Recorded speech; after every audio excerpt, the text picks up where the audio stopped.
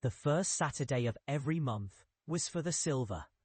My mother would cover the great mahogany dining table with yesterday's newspapers, the headlines of a world we barely knew, turning into a soft, ink-scented work surface. And from the bottom of the sideboard, she would retrieve the old wooden box, its brass hinges sighing as she lifted the lid.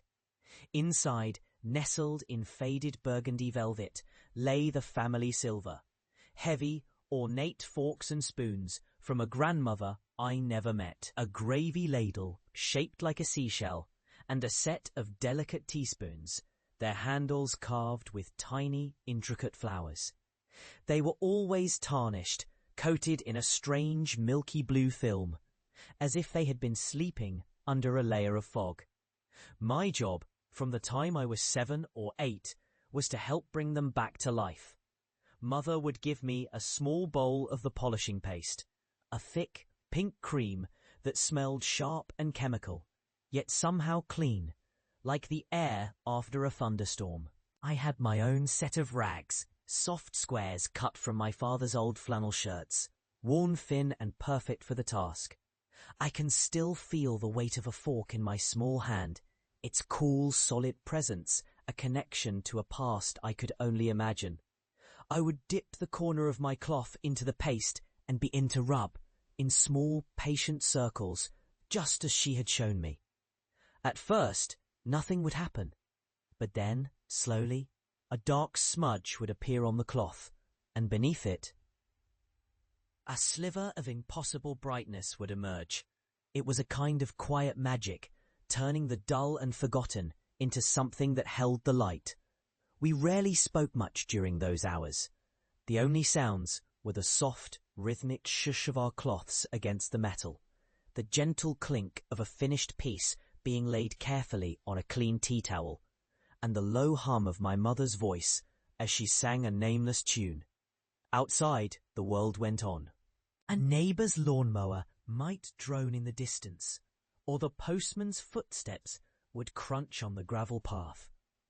But inside our dining room, time seemed to slow down, held within the small circle of our shared work.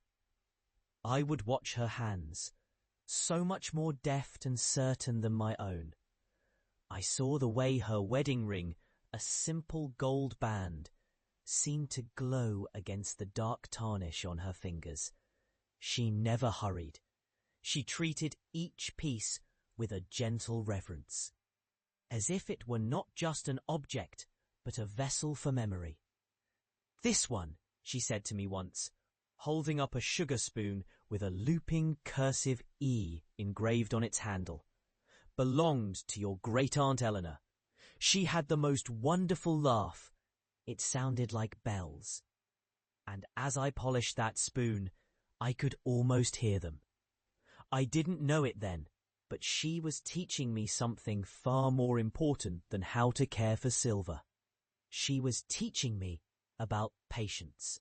She was showing me that things of value often require tending, that beauty isn't always on the surface, but can be coaxed out with gentle effort. She was giving me the gift of quiet companionship, the deep, unspoken comfort of working alongside someone you love, creating a small pocket of peace in a busy world. The mahogany table is gone now, as is the old wooden box. The silver was divided up long ago, scattered among cousins and nieces, its collective gleam dispersed.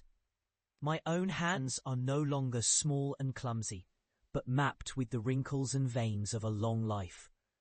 I don't polish silver anymore, but sometimes, on a quiet Saturday morning, when the light slants through the window just so, I can still smell that sharp, clean scent of the polish, and I can feel the memory of it.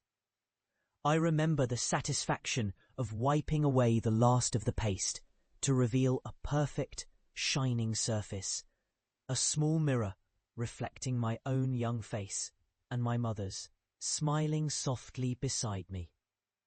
You see, it was never about the silver, not really. It was about the ritual. It was about learning that the most precious things we inherit are not objects, but the love and time invested in them. It was about the simple, profound act of taking something darkened by time and with your own two hands, making it shine again.